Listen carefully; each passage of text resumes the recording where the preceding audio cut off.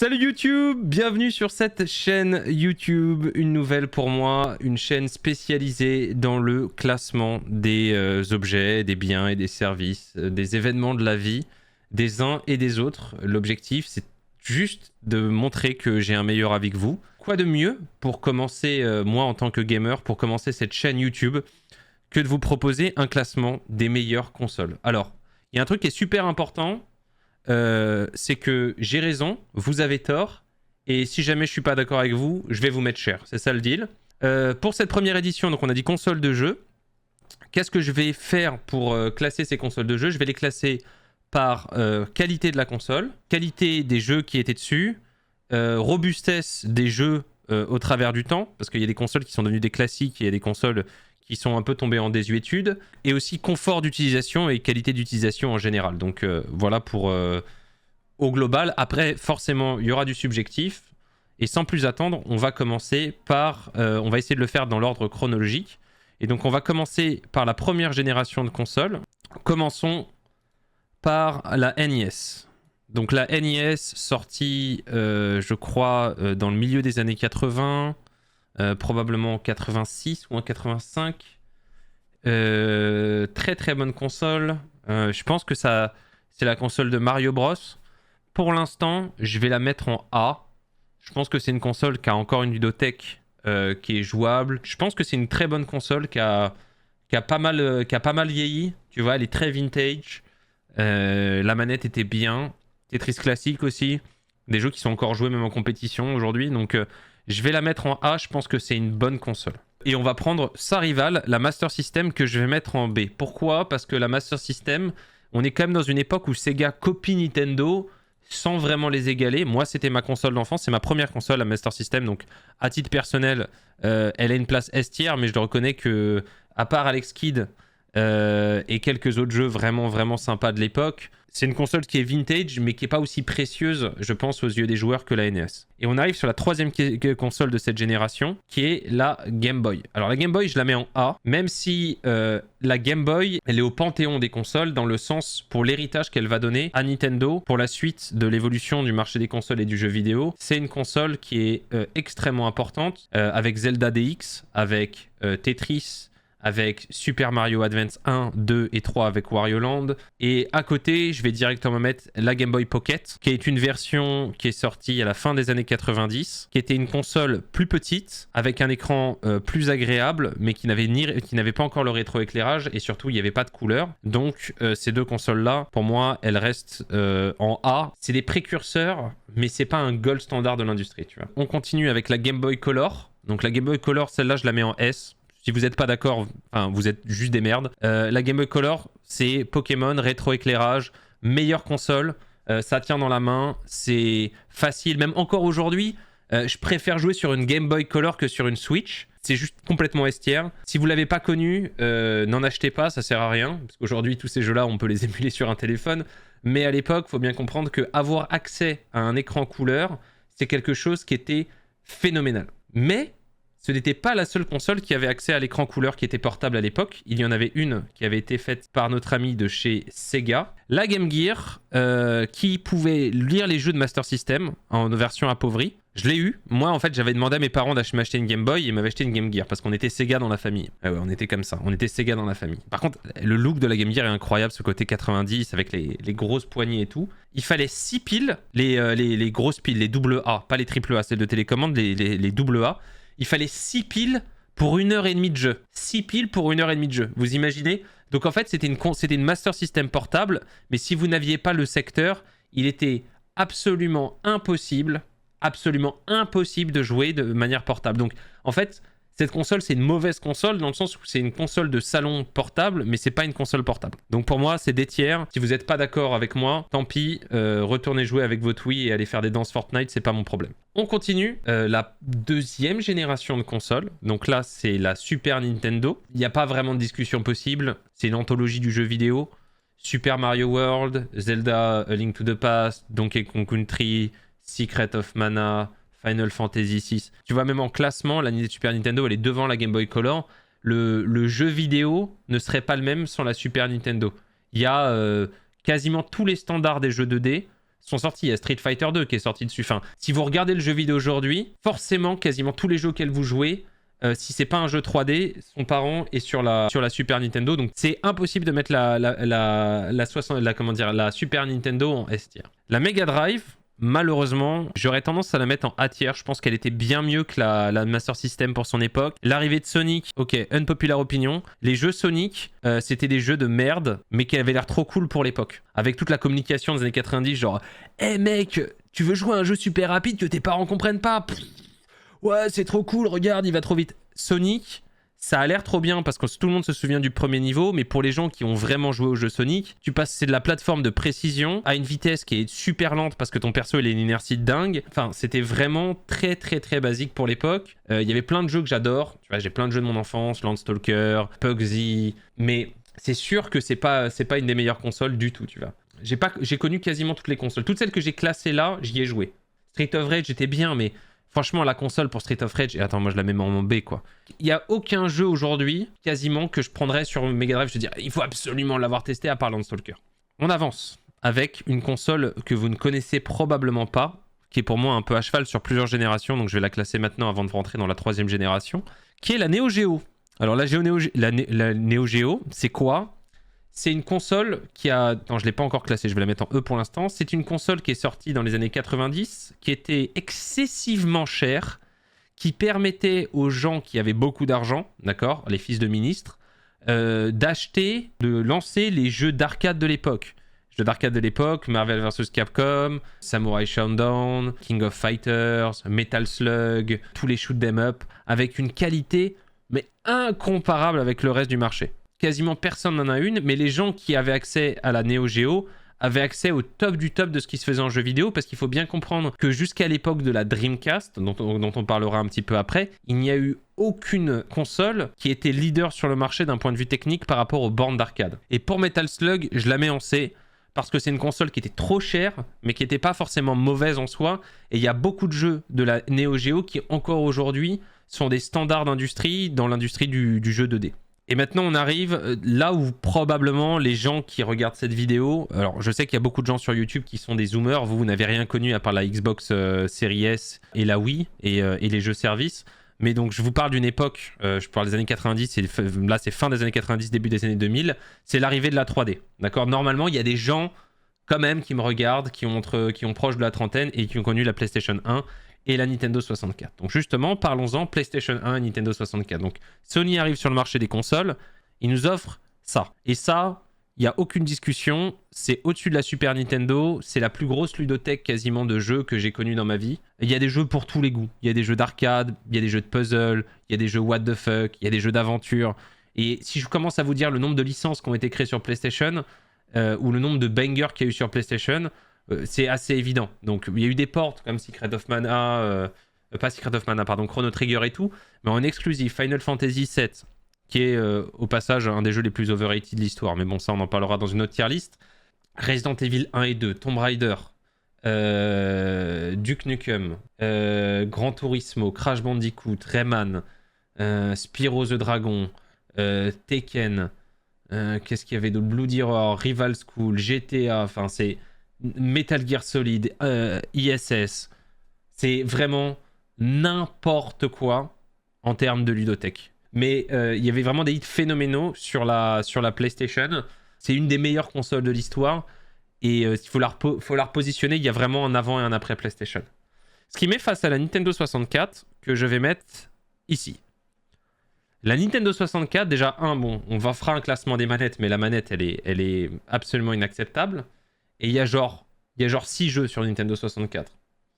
Il y a genre 6 jeux. Ouais, non, c'était vachement bien. J'avais Pokémon Stadium.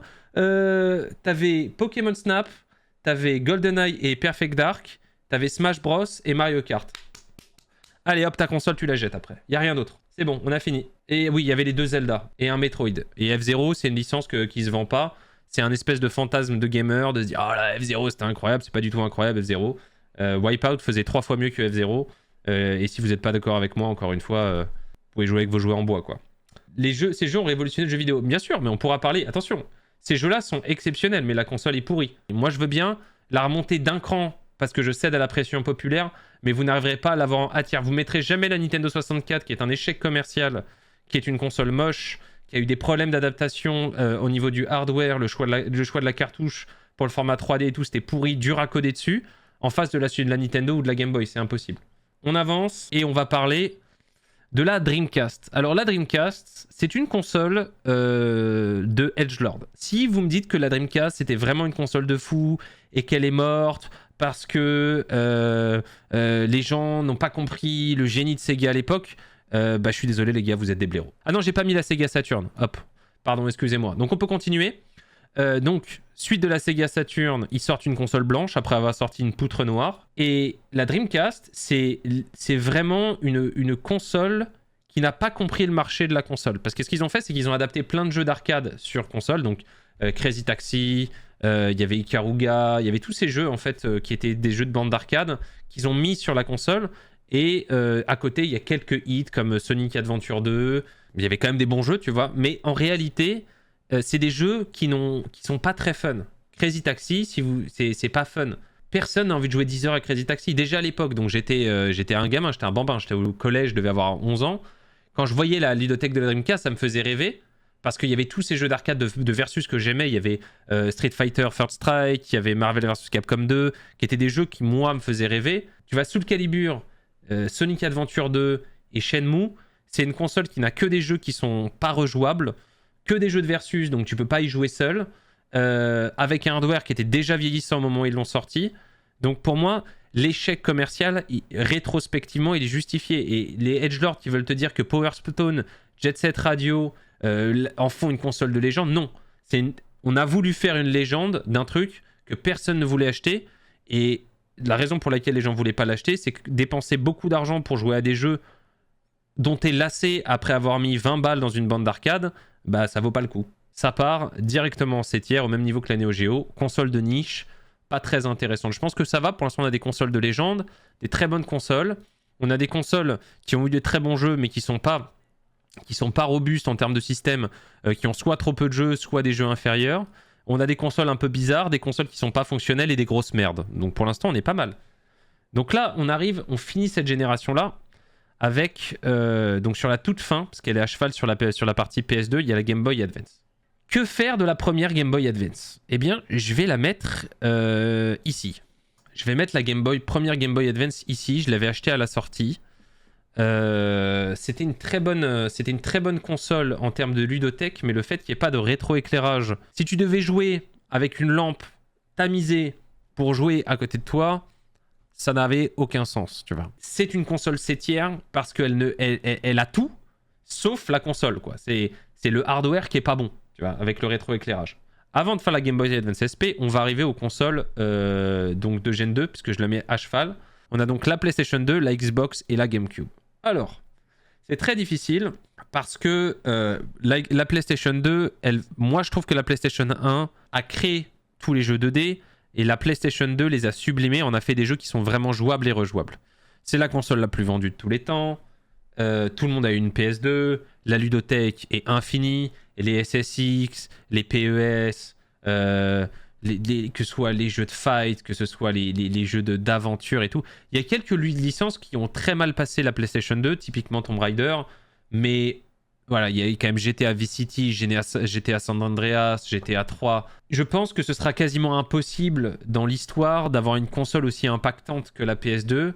Je pense que même le jeu vidéo, en tant que bien culturel, en tant que format d'expression artistique, par rapport au niveau technique, avait pic. Je pense qu'on était, en termes de ratio entre le fun, entre le niveau technique de la console et le fun, on était au top du top. Donc la PlayStation 2, elle est en lice. On classera après au sein du même tiers, mais la PlayStation 2, elle est en lice avec la PlayStation 1, la Game Boy Color et la Super Nintendo comme étant les consoles les plus impactantes de l'histoire. En face, il y avait la GameCube. Et alors la GameCube, elle jouit de la même nostalgie, voire plus de nostalgie que la Nintendo 64, mais en réalité, elle a une ludothèque un peu équivalente. C'est-à-dire que j'avais une GameCube, le look de la console est incroyable, les mini-disques, incroyables. La manette, merci. Super Smash Bros Melee, anthologie. Mario Kart Double Dash, phénoménal. Wind Waker, mon Zelda préféré. Mais la réalité, c'est qu'il y a genre 8 bons jeux, quoi. C'est vraiment difficile de mettre la GameCube au-dessus de B tier. C'est vraiment difficile. Je suis désolé, moi aussi j'adorais la mettre au-dessus, mais à un moment donné, il faut faire preuve d'honnêteté intellectuelle. C'est une console qui a une... Tu vois, ça nous fait tous mal au cœur, tu vois. Ça me crève le cœur, mais ça soit pas à la table de la Game Boy, tu vois. Ça soit pas à la table de la NES, c'est pas possible, tu vois. Elle a une place particulière. Moi, j'ai toujours ma GameCube. Je l'aime, tu vois. C'est un objet que j'aime. C'est la plus belle de toutes les consoles jamais faites. C'est la plus belle. C'est la plus mémorable. C'est la plus créative. C'est vraiment juste dommage qu'ils aient pas fait des jeux d'anthologie. Tu vois, Mario Sunshine est moins bien que Mario 64 et moins bien que Mario Galaxy. C'est vrai qu'il y a Metroid Prime, mais je pense pas que la GameCube mérite son A.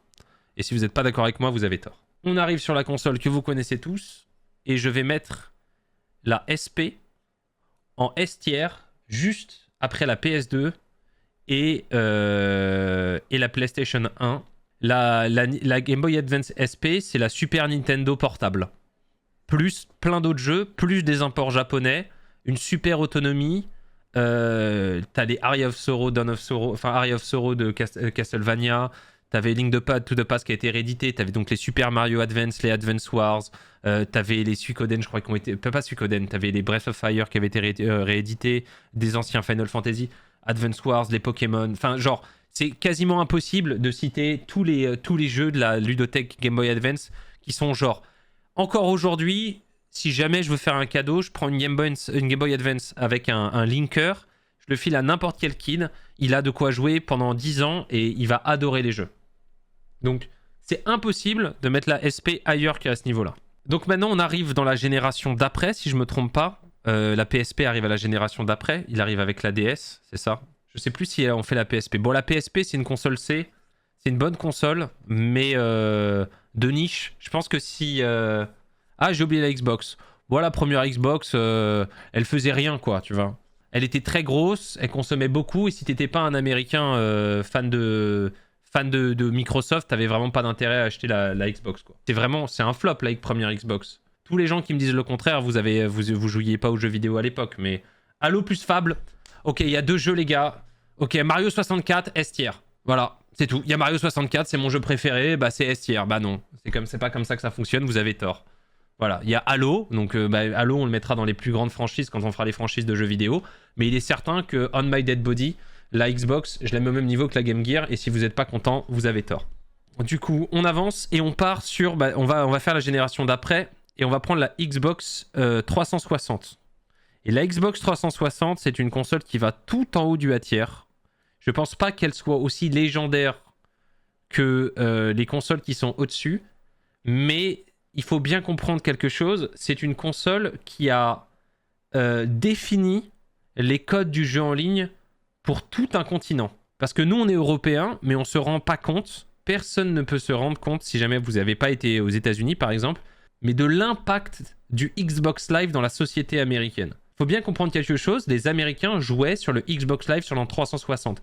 Tous les gens qui ont mon âge ont fait ça aux États-Unis. C'est une dinguerie absolue. Cette console-là, elle est légendaire, mais pas globale. C'est pour ça si la Xbox 360 avait eu le succès américain et le succès du live partout dans le monde, elle serait allée en S tier. Mais simplement pour l'impact américain, c'est vraiment, vraiment, vraiment, vraiment important. Et à côté, je vais mettre la PS3.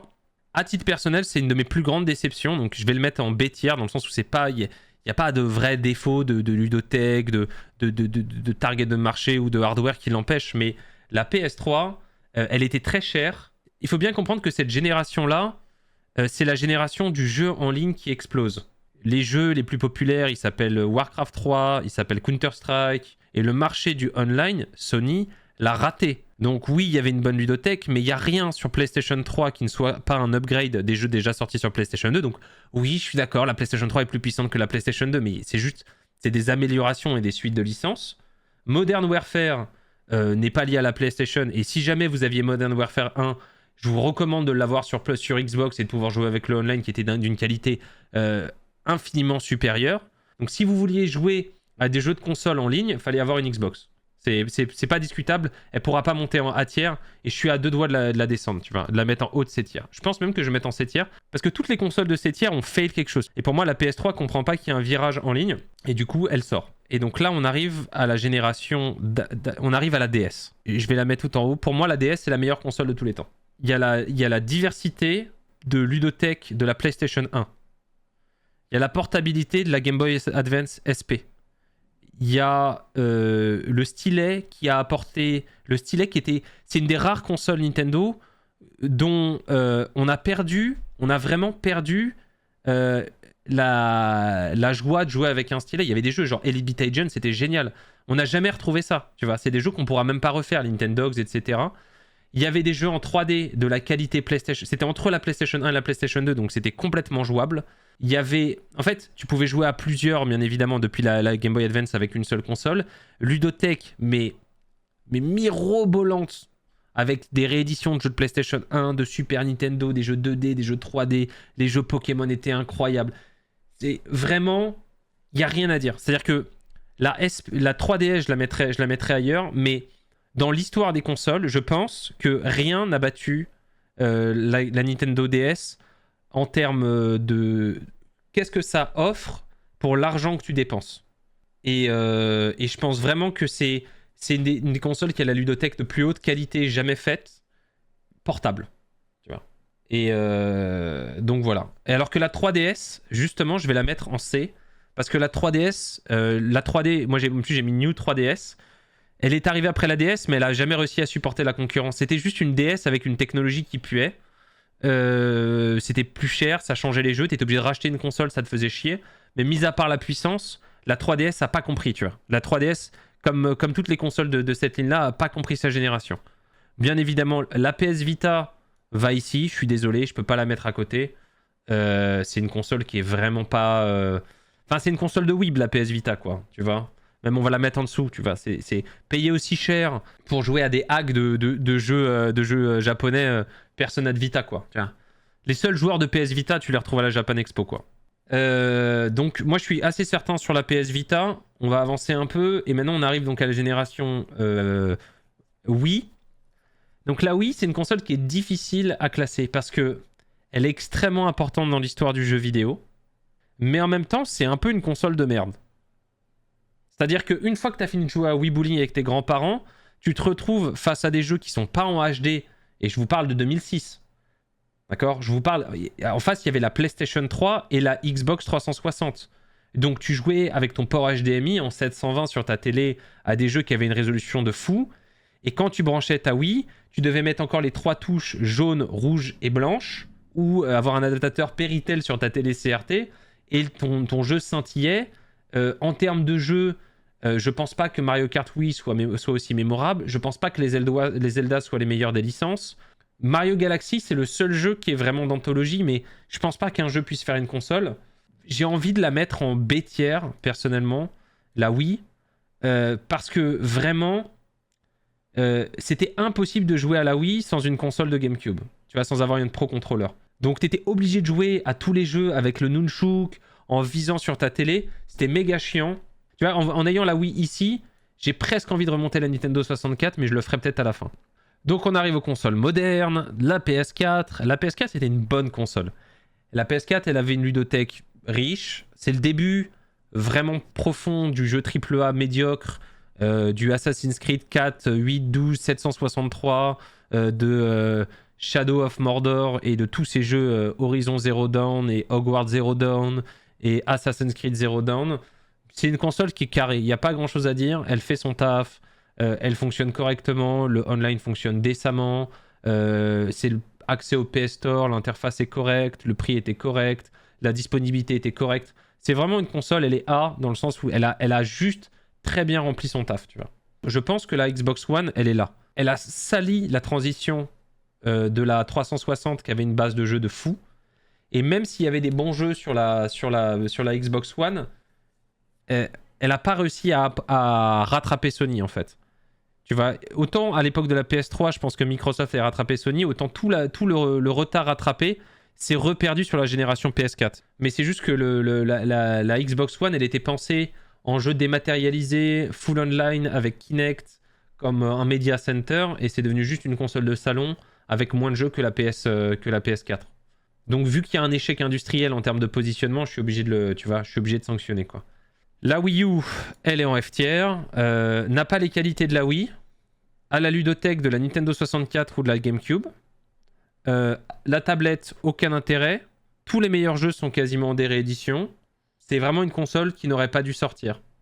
C'est un des plus gros échecs, je pense, de l'histoire. C'est le plus gros échec de l'histoire de Nintendo. Et c'est pas une console que je recommanderais d'acheter, même pour le côté vintage, quoi. Tu vois. Non, je suis pas un hater des consoles Nintendo. Je repositionne les choses dans leur contexte. C'est différent parce que vous êtes des fanboys. Et donc on arrive sur la génération actuelle. Alors c'est un peu plus difficile à classer la génération actuelle. La Switch, c'est S ou A? Parce que la Switch, en termes de quantité de jeux indés, autonomie, charge, facilité de transport, la technologie de pouvoir docker, etc. Mais la puissance, c'est un peu pourri, tu vois. Donc j'aurais tendance à la mettre en A. La PS5, je la mets en D tiers. Et là, je la mets en D tiers parce que c'est des mauvais PC. La PS5 et la Xbox Series X. Que ça n'a aucun intérêt de dépenser autant d'argent pour une console pour jouer à des jeux aussi médiocres. Que je recommanderais absolument à personne d'aller acheter ces consoles-là pour jouer à des jeux 3D qui sont mal, qui rendent mal, qui ont un gameplay pourri, et que si jamais vous voulez dépenser de l'argent, achetez un Steam Deck, que je vais mettre en S tier. En fait, le Steam Deck répond aux problématiques de la Switch et peut faire tourner 95% des jeux du Steam Store, qui sont des jeux indés super intéressants, alors que là, vous dépensez 700 balles pour jouer à Horizon Zero Dawn. Je vais mettre en A tiers la série S, parce que la série S combinée au Xbox Game Pass, c'est une des meilleures offres vidéoludiques jamais offertes sur le marché. C'est-à-dire que si jamais tu as cette console-là et que tu as accès au Game Pass, tu peux jouer à des jeux vidéo très divers, quasiment à perte de vue, sans jamais trop te faire chier, et ça te coûte juste une fille par mois. Donc c'est une super offre.